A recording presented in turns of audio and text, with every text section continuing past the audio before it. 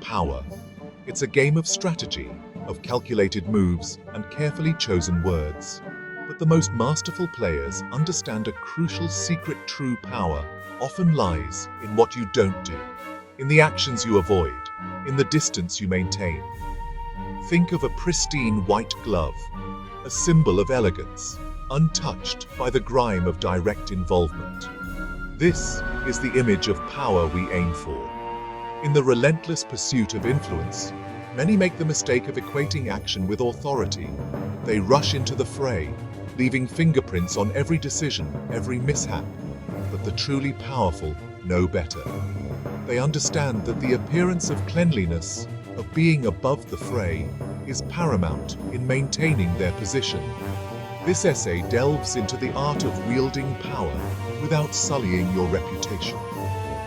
We'll explore how to maintain your influence, shape outcomes, and achieve your goals while keeping your hands impeccably clean.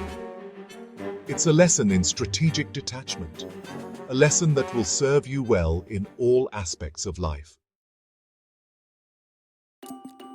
In the game of power, perception is everything. Your reputation, your aura of authority, rests on how others perceive your actions, or lack thereof. This brings us to Law 26 of the 48 Laws of Power: keep your hands clean. The essence of this law is simple yet profound. Never allow yourself to be directly associated with unsavory actions or unfortunate outcomes. While you may orchestrate events from the shadows, your public image should remain untarnished, your motives unquestioned. This approach serves multiple purposes. First, it protects you from blame. When things go wrong, as they inevitably do, the finger of suspicion will not point to you. You are seen as above such matters, a beacon of integrity in a chaotic world. Second, it amplifies your perceived power. By appearing uninvolved in the messy details, you cultivate an aura of effortlessness, of being in control without breaking a sweat. People marvel at your ability to achieve great things without getting your hands dirty. But how does one master this delicate dance of influence and detachment? Let's delve into history for a prime example. Few figures in history embody the principle of keep your hands clean better than Cardinal Richelieu, the mastermind behind the French throne during the reign of Louis XIII. His influence was profound and far-reaching. Richelieu understood that true power lay not in brute force, but in subtle manipulation, in pulling the strings from behind the scenes, orchestrating events with precision. Richelieu's methods were cunning and effective, always several steps ahead of his adversaries. He used intermediaries to carry out his will, ensuring his direct involvement was never apparent, dispatching agents and spies to gather information and influence key players. His network was vast and intricate. He sowed dissent among his enemies, creating chaos and confusion, turning them against each other while he remained aloof, the unseen hand guiding their downfall. The detached architect of their downfall, always maintaining an air of innocence. When accusations arose, Richelieu was always one step removed, his involvement never directly proven. He had scapegoats in place, individuals who took the fall for his machinations, protecting his own position. The public saw only the results. Richelieu's enemies vanquished, his power solidified, his reputation intact. His influence was undeniable. He was a master puppeteer, orchestrating events with a deft touch. His hands never touching the strings, yet always in control of the show, the ultimate director. Yet always in control of the show, ensuring every move played to his advantage. Richelieu's story is a powerful reminder that true power lies not in wielding a sword, but in wielding influence, in understanding the subtleties of human nature. It's about understanding the human chessboard, anticipating moves, and seeing several steps ahead, and positioning your pieces strategically while maintaining the illusion of distance, always staying one step ahead of your rivals. Section 4. The Art of Delegation. A modern tale of Rohan and Arjun. Let's bring this principle to life with a more relatable story. a story that resonates with the modern professional landscape. Imagine two young entrepreneurs, Rohan and Arjun, both vying for a coveted promotion within their tech company. They are both talented and driven, but their approaches to work are vastly different. Rohan, ambitious and eager to please, takes on every task, attends every meeting, and personally oversees every detail. He believes that by doing everything himself, he can ensure perfection. He works tirelessly, often sacrificing sleep and personal time, determined to prove his worth. His dedication is unquestionable, but it comes at a significant personal cost. Arjun, on the other hand, adopts a different approach. He understands the importance of leveraging his team's strengths. He strategically delegates tasks to his team, identifying their strengths and assigning responsibilities accordingly. This not only empowers his team, but also allows him to focus on more critical aspects of the business. He focuses on the big picture, building relationships with key stakeholders, and ensuring that his team has the resources they need to succeed. His approach is more about guiding and mentoring. When a critical project encounters a major setback, Rohan, directly involved in its execution, faces the brunt of the blame. His hands-on approach leaves him exposed.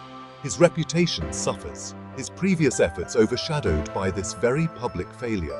The stress and pressure take a toll on him. Arjun, despite his team's misstep, remains unscathed.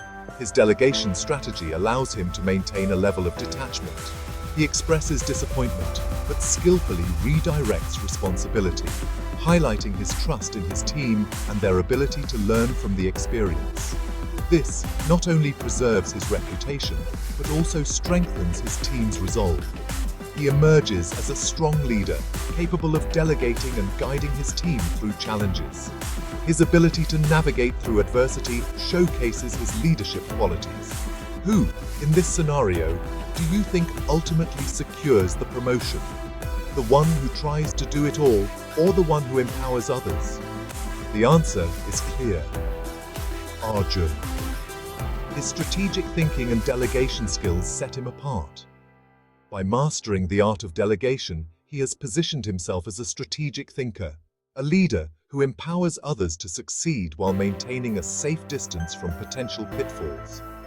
This modern tale of Rohan and Arjun teaches us the invaluable lesson of effective delegation in leadership. Section 5. The power of proxies, using middlemen to your advantage. The stories of Richelieu and Arjun highlight a crucial element of keeping your hands clean: the strategic use of intermediaries. These historical figures mastered the art of leveraging others to achieve their goals while maintaining a safe distance from the fray. These individuals, whether they be trusted advisors, loyal subordinates, or even unwitting pawns, act as buffers between you and the messy realities of power. They serve as the first line of defense, absorbing the initial impact of any backlash or controversy. Think of a powerful CEO. They rarely interact directly with the day-to-day operations of their company.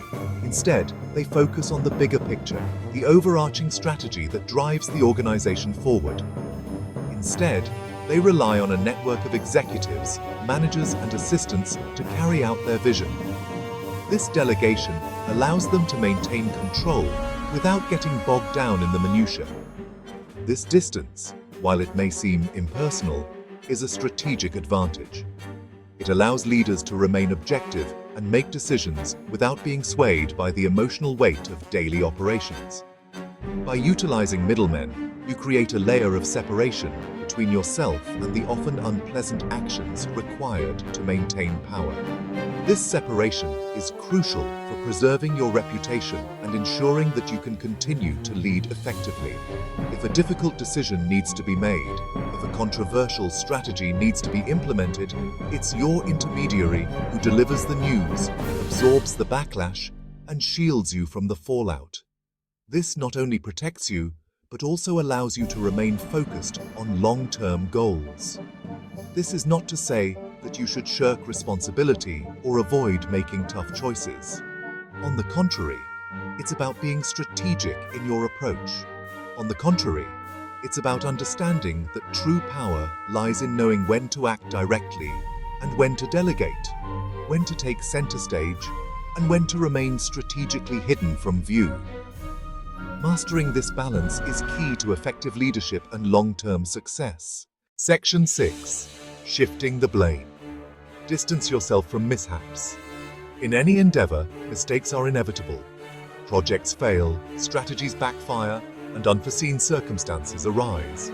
But while the competent learn from their errors, the powerful learn to deflect them. This is not about shirking accountability, but about understanding the delicate art of blame management. When things go wrong, the natural human reaction is to find a scapegoat, someone to hold responsible. The master of power understands this instinct and uses it to their advantage. This doesn't necessarily involve outright lying or throwing others under the bus.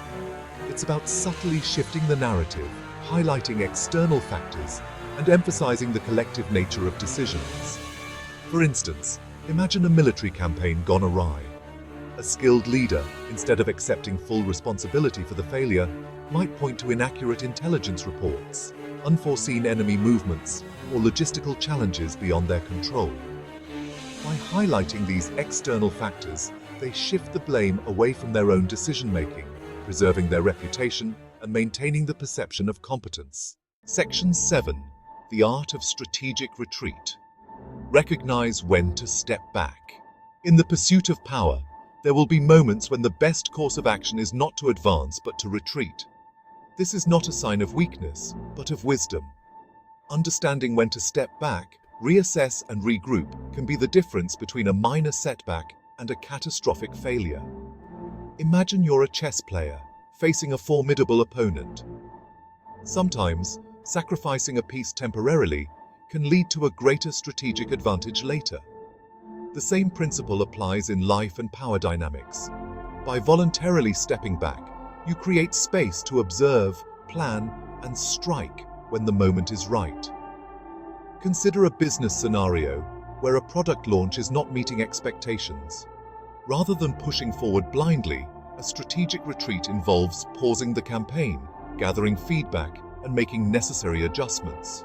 This careful recalibration can turn a potential failure into a resounding success.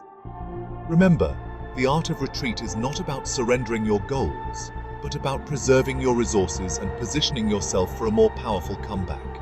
The master of power knows that retreating is often a prelude to a greater victory. Here's the truth.